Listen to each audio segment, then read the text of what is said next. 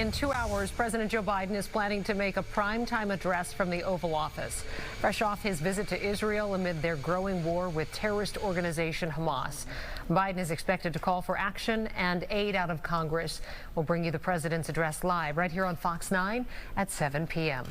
The backdrop of the president's speech is, of course, the ever-changing war that is affecting millions. Nearly 2 weeks into this war, many are preparing for further escalation in the days ahead. Tim Blotz joining us now from our live center with the latest developments in Israel and in Gaza. Tim? Yeah, first, two big developments tonight in this war. First, oil prices rise slightly now, one day after Iran calls for an oil embargo against Israel. OPEC, for the moment, is not planning to take any immediate action on that request. And second, a warning now for U.S. citizens. The lead State Department spokesperson is advising and warning all U.S. citizens overseas to use extreme caution as tensions and protests now grow over the war between Israel and Hamas. Our work to secure the release of hostages continues to be a top priority. And of course, our messages to other countries hostile to Israel, also other countries and entities hostile to Israel, continues to be clear. Do not enter this conflict.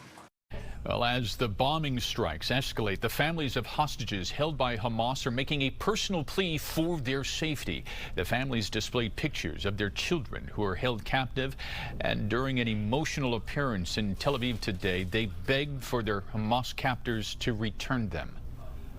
This is torture. There are innocent civilians, innocent children in hard conditions. They're not a pawn in a game or a war.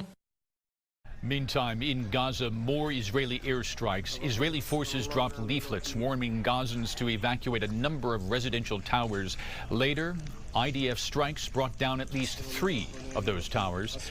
Also, with electricity and fuel cut off to Gaza, many are now forced to cook with wood-burning stoves and open flames. Bakers in Rafah, Gaza, are returning now to wood-burning ovens simply to bake bread. And the first of the trucks of humanitarian aid from Egypt, those are expected to cross into Gaza coming up tomorrow.